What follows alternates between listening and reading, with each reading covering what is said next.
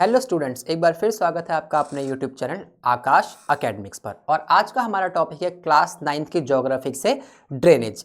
Class 9th की economics में आपको कंप्लीट करवा चुका हूं, वो आप जाके चैनल पर चेकआउट कर सकते हैं। ड्रेनेज ज्योग्राफी के अंदर से भी मैं आपको 2 चैप्टर्स करवा चुका हूं, वो भी आप चैनल पर चेकआउट कर सकते हैं, जो आपके एग्जाम के लिए बहुत ज़्यादा इंपॉर्टेंट होने वाले हैं। मेरा टारगेट है कि 4 बुक्स को एग्जाम से पहले खत्म करवा देना, ताकि आप देखें, शॉर्ट्स में देखें और ज़्यादा से ज़्यादा एग्जाम में स्कोर कर सके। हम आज स्टार्ट करते हैं अपना ड्रेनेज। ड्रेनेज जो है ज्योग्राफी का 3rd चैप्टर है क्लास 9th का। फर्स्ट ऑफ ऑल, ड्रेनेज होता क्या है? ड्रेनेज की मीनिंग क्या होती है? ड्रेनेज की मीनिंग होती है मींस एक देश के अंदर जो नदियां हैं, वो कहां से निकल रही है, कहां पर पहुंच रही है, उसे हम बोलते हैं ड्रेनेज। जैसा कि drainage means the system of reverse and the streams that drain water from an area. एक जैसे एरिया है, एक देश है, वहां पे नदी कहां से आ रही है और कहां पर जाकर गिर रही है। यह बात आपको पता होगी कि या तो इंडिया के केस में नदी अरेबियन सी में जाकर गिरेगी या बे ऑफ बंगाल में जाकर गिरेगी। एक तरीके से पूरे वाटर सिस्टम को हम ड्रेनेज बोलते हैं, और हिंदी में इसको बोलते हैं हम अपवाह।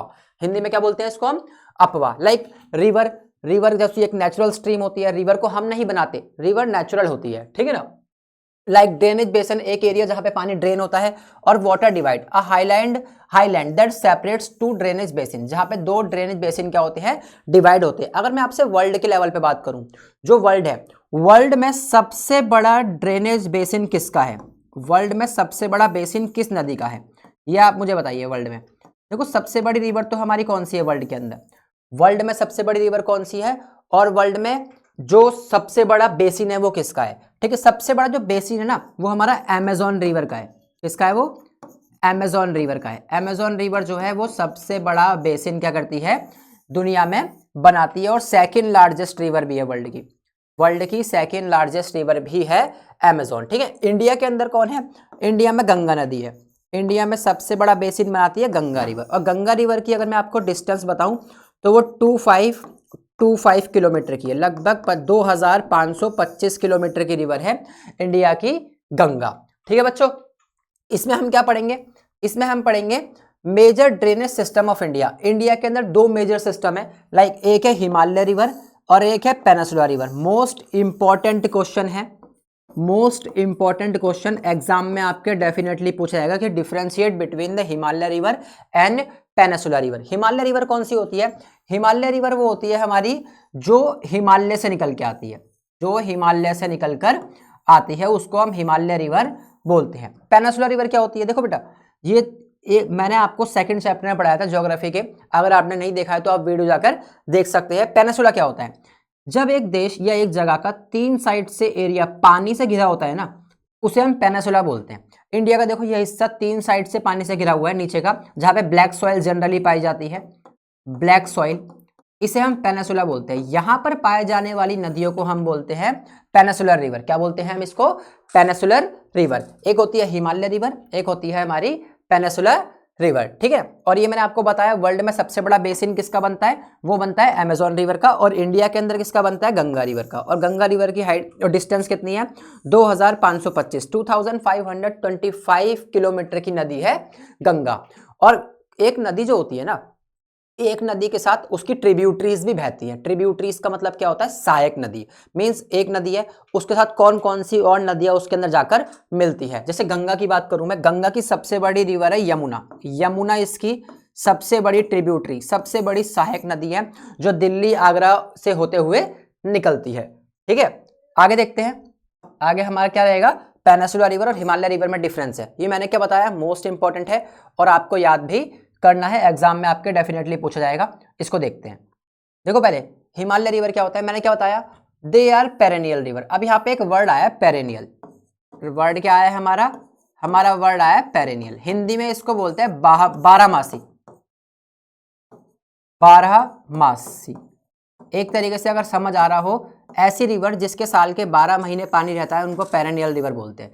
हिमालय रिवर वो रिवर्स होती है जो साल के 12 महीने फ्लो करती रहती हैं, जैसे कि गंगा नदी। इसका मतलब वो कहां से आ रही है? हिमालय से आ रही है। पहला पॉइंट क्या हुआ? They are perennial as they are fed with the melting. Ice पिघलती है, हिमालय से बर्फ पिघलेगी, वो बर्फ पिघलने से जो नदियां बनती हैं उसको हम हिमालय रिवर बोलते हैं। और साल के 12 महीने उनमें पानी रहता है, इसलिए उनको पेरेनियल रिवर बोलते हैं। दे हैव लॉन्ग कोर्स, बहुत लंबी लंबी नदियां होती है, जैसे मैंने अभी आपको बताया जो हमारी गंगा नदी है, जो गंगा नदी है वो कितने किलोमीटर की? 2525 किलोमीटर की है, ठीक है। They are mostly flown through the unstable areas. अब देखो हिमालय कहाँ पर है? पहाड़ों पर। पहाड़ क्या होते हैं? स्टेबल होते हैं, सीधे होते हैं या टेढ़े मेढ़े होते हैं? पहाड़ होते हैं अनस्टेबल, ये अनस्टेबल एरिया से आती है। अच्छा एक आपसे एक क्वेश्चन पूछता हूँ, आपने सुना होगा कि लोग अपने घर में गंगा का पानी लेके आते हैं, गंगा जल बोलते हैं इसको, गंगा जल लेके आते हैं, ठीक है ना। और हमारे पास नॉर्मल पानी भी होता है। अगर मैं 2 बॉटल लूँ, एक में गंगा नदी का पानी रखूँ और एक के अंदर नॉर्मल पानी रखूँ, तो वो पानी अगर हम 6 महीने तक इकट्ठा रखते हैं तो उनमें से कौन सा पानी खराब हो जाएगा? कौन सा खराब हो जाएगा? जो नॉर्मल पानी होगा। अभी गंगा रिवर का पानी खराब नहीं होता, इसके अंदर कोई मैजिक है? फर्स्ट ऑफ ऑल कोई मैजिक नहीं होता, इसके पीछे साइंस है। साइंस क्या है? गंगा नदी अनस्टेबल एरिया से निकल के आती है, पहाड़ों पर से निकल के आती है, और पहाड़ों पर से जब वो निकल के आती है ना, तो उसके अंदर ना काफी सारी जड़ी बूटियां पहाड़ों पर उगने वाली मिक्स हो जाती है, जिसकी वजह से लंबे समय तक गंगा नदी का पानी खराब नहीं होता। यही लॉजिक है, ये कोई लॉजिक नहीं है कि वो मैजिक होता है, ऐसा है, ऐसा कुछ नहीं है, मैजिक वगैरह कुछ नहीं होता। मैजिक होता तो बात ही क्या थी, ठीक है। आगे, they perform high halogen and the prepositional work. भाई जो नदियां पहाड़ से आएंगी, मैंने क्या बताया, वो जड़ी बूटियां मिला के लाती है अपने अंदर, और वो काफ़ी फर्टाइल होती है। अगर उसका जो पानी है वो नदियों से खेतों तक पहुंचता है, वहां के अंदर फर्टिलिटी बढ़ती है और खेती बाड़ी अच्छी होती है। द गंगा, इंडस, ब्रह्मपुत्र, ये सारी नदियां कौन सी है हमारी? ये हिमालय रिवर है, हिमालय से निकलने वाली नदियां, ठीक है ना। एक बार पीछे देखो, एक बार मैं आपको दिखा देता हूँ, यहाँ पे नाम भी लिखे शायद मैंने, देखो जैसे इंडस रिवर हो गई, इंडस रिवर हो गई, ठीक है ना। इंडस रिवर है, यहाँ पे काफी सारी रिवर है यहाँ पे जो मेंशन मैंने करी हुई है। देखो इंडस रिवर हो गई, ठीक है ना। इंडस की सहायक नदी कौन सी होती है? झेलम, चेनाब, रावी, सतलुज। और इन नदियों से बन के ही क्या, व्यास भी होती है, एक ब्यास, एक होती है ब्यास। इन 5 नदियों से मिलकर ही पंजाब बना है। गंगा रिवर, ब्रह्मपुत्र रिवर, ठीक है ना। और ये साउथ की रिवर कौन कौन सी है? नर्मदा, गोदावरी, ठीक है ना। गोदावरी हो गई, ठीक है, कृष्णा नदी हो गई, महानदी हो गई, ये सब नदी क्या होती है? पेनिसुलर रिवर होती है, ठीक है बच्चों। आगे देखते हैं, आगे क्या बता रहे हैं इसके अंदर कि पेनिसुलर रिवर कौन सी होती है? प्रायद्वीप नदियां। कौन सी नदियां? प्रायद्वीपीय नदियां। They are seasonal as they are fed on rain water. जैसा मैंने इसमें बताया था, हिमालय रिवर के केस में ये 12 महीने पानी से भरी होती हैं। इसमें सीजनल पानी आता है, मतलब पानी होता है लेकिन मानसून के टाइम पे नदियां ज्यादा भर जाती हैं, वो होती है peninsular river. They have short course.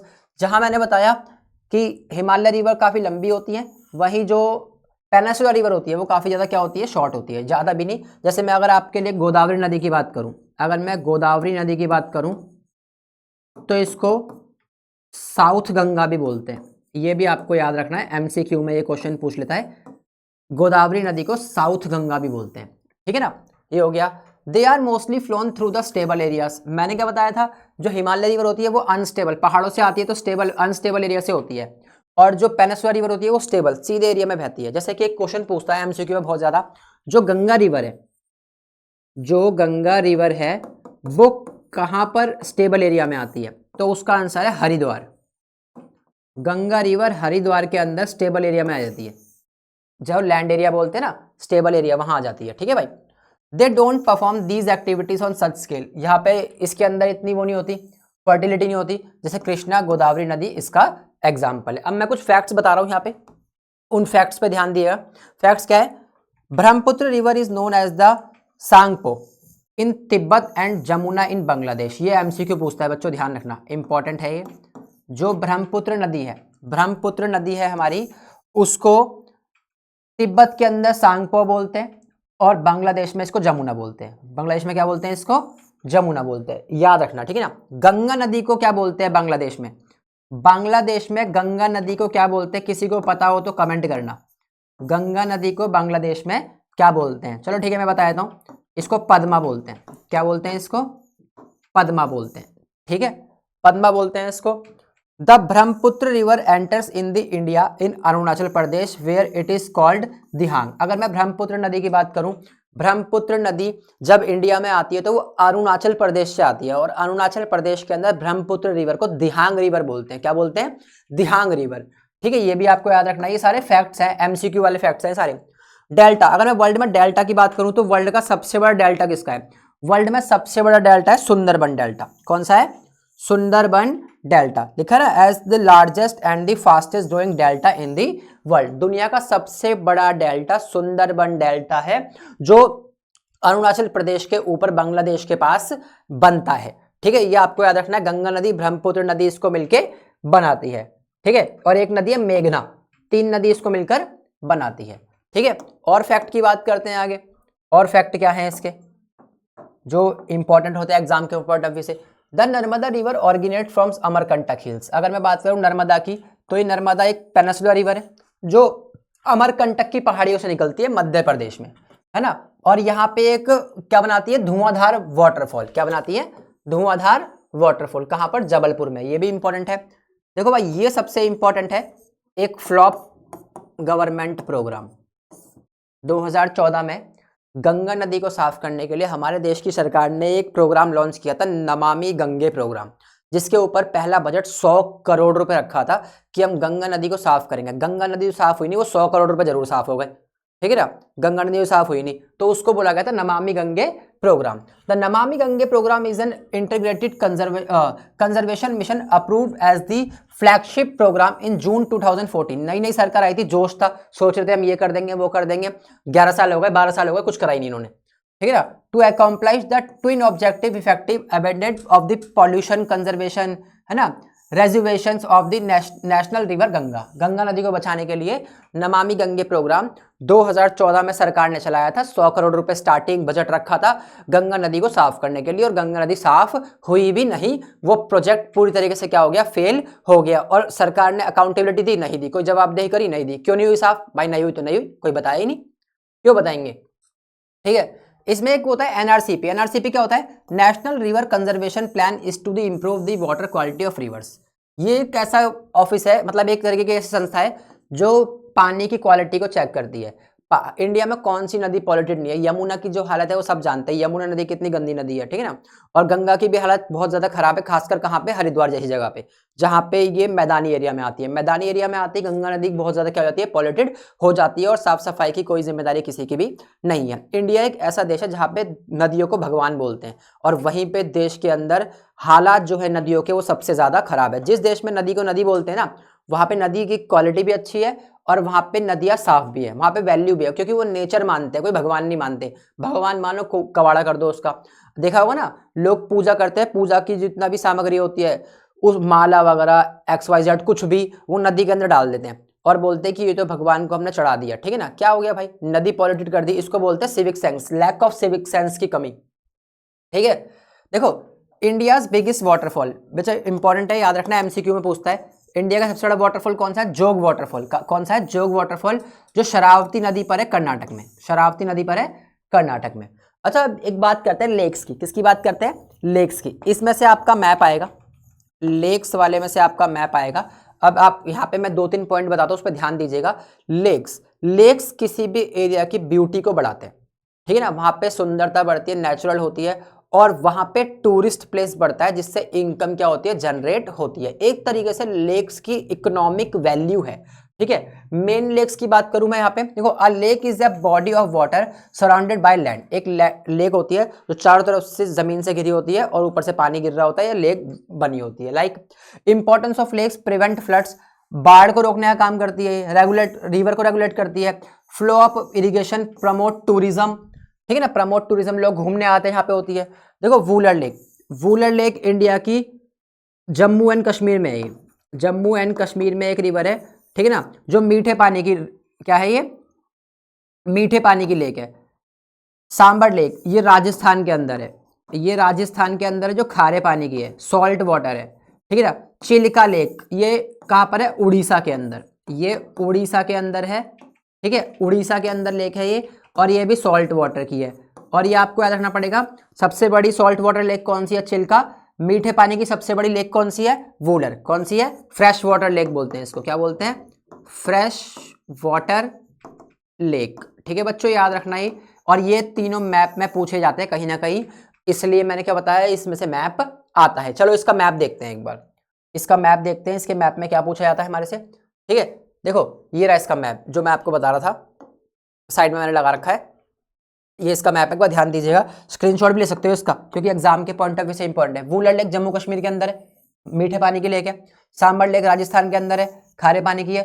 Chilka lake Orissa के अंदर है। ठीक है ना। और ये पुलकिट लेक भी पूछ लेता है, जो तमिलनाडु और आंध्र प्रदेश के बीच में पड़ती है, तमिलनाडु और आंध्र प्रदेश के बीच में पड़ती है पुलकिट लेक।